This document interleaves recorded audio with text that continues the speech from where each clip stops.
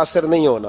पहले देख लेना कि दयानतदार है कि देखना लोगों की जेबों पे कितनी नजरें डालता है। फरमाया बहुत सारे नमाज रोजे वाले धोखेबाजी करते हैं, दयानती न करें, अपने ओहदे का पास रखें, अपने मनसब का ख्याल रखें।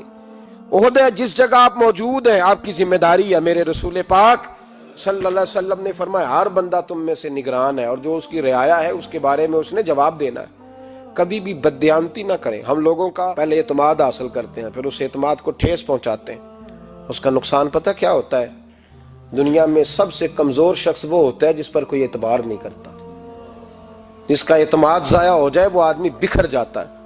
कभी भी धोखाधड़ी की पॉलिसी ना बनाए।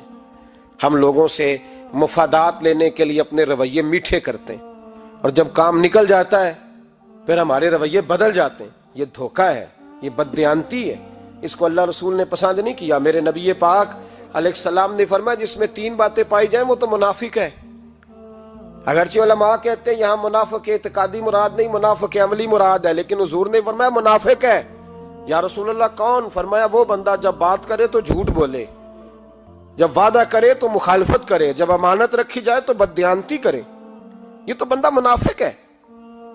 हजरत अबू नूर अलैहिर्रहमान ने लिखा है, फरमाते हैं महमूद गजनवी का दौर था तो एक आदमी महमूद गजनवी के पास ना अपना केस लेके आया, मुद्दई बन के आया। उसने कहा बादशाह मेरा केस बड़ा निराला है। बादशाह सलामत ने कहा वो किस तरह? कहने लगा ये मेरे पास एक थैली है, मैं ना सफर पे जाने लगा तो ये थैली पूरी हीरों की भरी हुई। फलां इलाके के जो काजी साहब है ना, मैं जाती दफा मैं कहीं सफर पे जा रहा था तो मैं उनके पास छोड़ गया कि रास्ता लंबा है, कहीं को मुझसे छीन ना ले, हीरों की भरी हुई थी। कुछ दिनों के बाद मैं वापस आया हूं, काजी साहब ने मुझे थैली वापस की है तो इसमें हीरों की बजाय खोटे सिक्के निकले। अब मैंने काजी साहब से कहा है तो काजी साहब तो मेरे गिरेबान तक आते हैं। वो कहते हैं बता कहीं से फटी है, खुली है? वो जिस तरह टांके लगा के तूने सी थी उसी तरह लगे हुए हैं कि नहीं? तो हुजूर लगे भी बिल्कुल उसी तरह है, ना फटी है ना खुली है। अब मैं लुट गया हूं, मेरी कुल उम्र की कमाई जाया हो गई, खोटे सिक्के कहां और हीरे कहां? तो मेहरबानी करें और आप की बारगाह में अल्लाह रसूल के नाम पर हलफ देता हूं कि मैं हूं बिल्कुल सच्चा।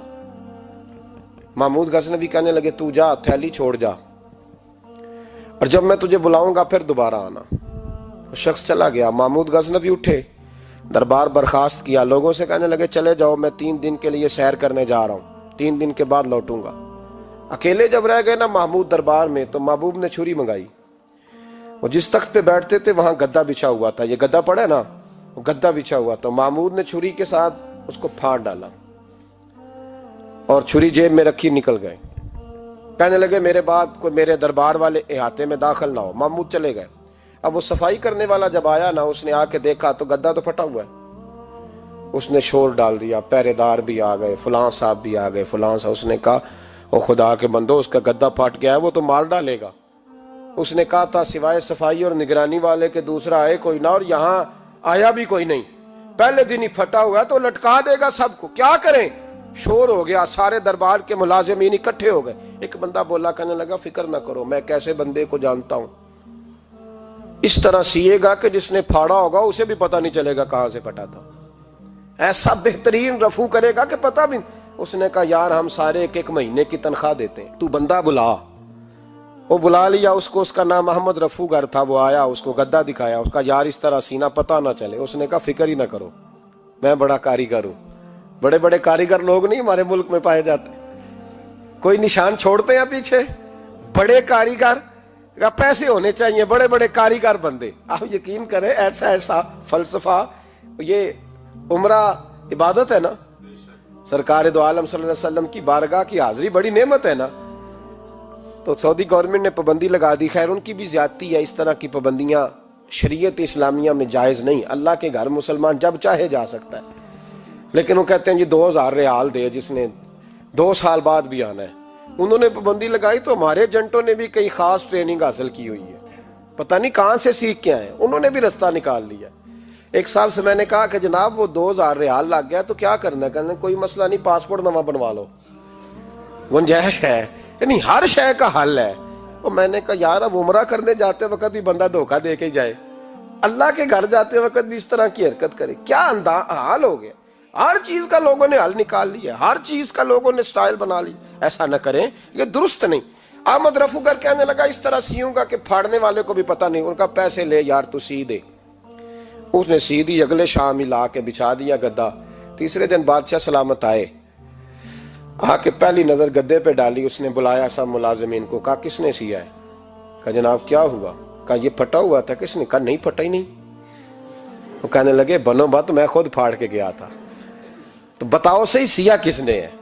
कहा जनाब आप फाड़ के गए थे तो बताया क्यों नहीं? फरमाने लगे इसीलिए तो बताया नहीं था कि तुम खुद तहकीक कर लो। बुलाओ, बताओ सिया किसने? तो बुला लिया। अहमद रफूगर आ गया। उसको जब बुला के सामने बादशाह खड़ा किया, कहा भाई तूने सिया है? कहने लगा हुजूर आपके सारे मुलाजम इकट्ठे होके आए थे, मेरी गलती कोई नहीं। कहा नहीं यार तू बड़ा कारीगर है, मैंने अपने हाथ से फाड़ा था पर मुझे भी नहीं पता चल रहा कहां से फटा था। अच्छा ये बता, ये थैली जो है ये भी तूने सी थी? उसने कहा जी आपके खादम का ही कारनामा है। वो फलाने इलाके के काजी साहब आए थे, इसमें से हीरे निकाल के तो खोटे सिक्के भरे थे, तो मुझे भी थोड़ा सा हिस्सा मिला था। महमूद ने सारे गवाह भी इकट्ठे कर लिए, सबूत भी इकट्ठे कर लिए। फिर काजी को बुलाया, पहले सारे सबूत और गवाह केस हल कर लिया। फिर हमारे यहाँ ये हाल होता है कि मुदई 2-3 हफ्ते के बाद खुद ही हाथ बांध जाता है, कहता तुसी मेरी जान छड़ो, मुजरम फड़ो भावे ना पड़ो। वो कहता है मुझे माफी दो, मैं रहा। जुल्म है ना, जुल्म, ज्यादती है कि जो बेचारा इतने सवाल मुजरम से नहीं होते जितने मुदई से होते हैं। अब यकीन करें इतने सवालात होते, बेचारा हफ जाता है। ये तरीका दुरुस्त तो नहीं है कि लुट गया और दूसरा तरह तरह के सवालों के जवाब देता फिरे बेचारा। सारे सबूत इकट्ठे करके काजी साहब को बुलाया, तन्हाई में ले जाके। महमूद गजनवी ने कहा काजी साहब आपसे गलती हो गई, गरीब आदमी था, वो लुट गया है, उसने तो बड़ी मुश्किल से कुछ हीरे जमा किए थे और उसकी कुल कायनात थी, तो आप उसका माल उसे दे दें, बात खत्म। काजी साहब कहने लगे आप मुझ पे इल्जाम लगा रहे हैं, सवाल ही नहीं पैदा होता। आप मेरी दाढ़ी देखें, आप मेरा एजाज देखें, दुनिया जानती है मैं इस तरह। काजी साहब इंसान भूल ही जाता है, बंदा भूल जाता है, गलती होगी। माल ने कहा नहीं सब, कहा मैं तन्हाई में पूछ रहा हूं, मैं उस वक्त पूछ रहा हूं जब दूसरा मौजूद कोई नहीं। आज तौबा कर ले, मैं कुछ नहीं कहूंगा, तू मेरी जुबान पे एतबार कर, तुझे पता है मैं जो कहता हूं उस पर अमल भी करता हूं, बाज आ जा। पर काजी ने कहा नहीं मेरी गलती कोई नहीं। महमूद ने फिर बड़े दरबार में बुला लिया, मजमा आम में। मोहलत के दिनों में जो तौबा कर ले वो बच जाते हैं, लेकिन लोग रुस्वानियों के दिनों में फिर वापस लौटते हैं अगला घर देख के, फिर हालात और तरह के हो चुके होते हैं। जब भरे दरबार में काजी को बुलाया, भाई तू मानता है कि नहीं? उसने कहा नहीं। तो कहा बुलाओ अहमद रफूगर को। जब अहमद रफूगर आया तो बूढ़े काजी की टांगे कांपने लगी, जुमले टूटने लगे, लफ्ज जमीन पर गिरने लगे, बात सही नहीं होती, जुबान लड़खड़ाने लगी। महमूद कहने लगे काजी मैंने तुझे कहा था वहां मान जा बात, अब भरे दरबार में बोल। तो जब काजी साहब की गर्दन खुद ब खुद झुक गई तो दुनिया समझ गई। कहा निकल जा मेरे दरबार से। महमूद बोले निकल जा, इतनी तुझे इज्जत दी, इतनी बड़ी तनख्वाह दी, काजी बनाया, और ये थोड़ी सी रकम के लिए, थोड़ी सी रकम के लिए तू बददियानत हो गया, चल चला जा, निकल। काजी दरबार से निकला तो लोग लानतें बरसाने लगे। कल जो दुकानें छोड़ के सलूट करने आते थे वो कहने लगे इसकी उम्र देखो, इसके काम देखो, देखो इसने क्या किया।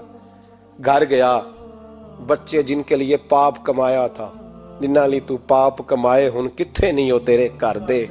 वो बच्चे कहने लगे अब्बा जी हम तो स्कूल मदरसा जाने के काबिल नहीं रहे, उम्मीद थी कि बीवी साथ देगी। वो कहने लगी मैं मेके कैसे जाऊंगी, गली की औरतें तरह तरह की बातें बनाती हैं। और भाई कामयाबियों के बड़े सरबराह होते हैं, कोई कामयाब हो जाए तो सारे कहते हैं मेरी सपोर्ट से हुआ है। नाकामियां हमेशा यतीम होती हैं, नाकामियों का कोई सरबराह नहीं होता।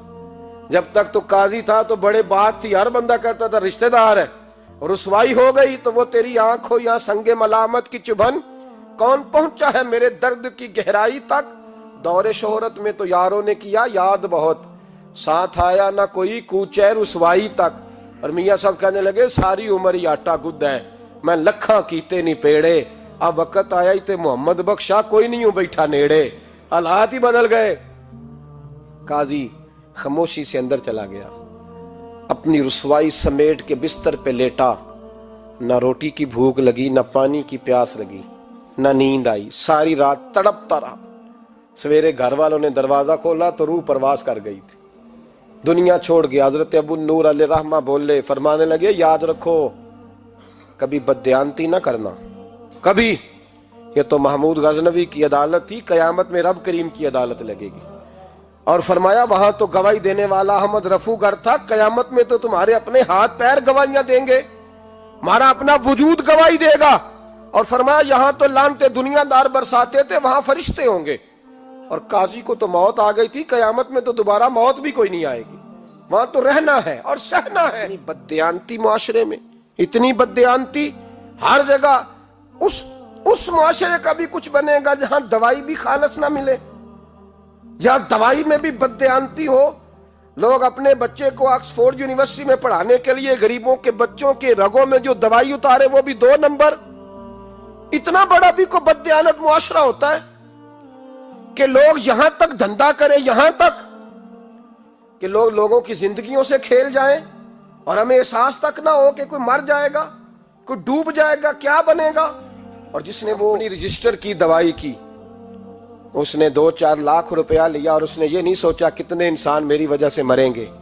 कत्ल सिर्फ ये तो नहीं होता गोली मार के मार देना, लोगों की जिंदगियों से लोग खेल जाते हैं, लोग तबाही कर जाते हैं, लेकिन बददयांती से बाज नहीं आते। मेरे रसूल पाक अलैहिस्सलाम के गुलामों, नबी पाक सल्लल्लाहु अलैहि वसल्लम ने जरा सी बददयांती, और सहाबा का ये मिजाज था, इतनी सी भी कभी उनसे गलती होती तो तड़प। जिन नाज़रीन ने हमारा चैनल अभी तक सब्सक्राइब नहीं किया, इनसे गुजारिश है हमारा चैनल सब्सक्राइब करें ताकि हर आने वाली नई वीडियो आप तक बर वक्त पहुंच सके। शुक्रिया।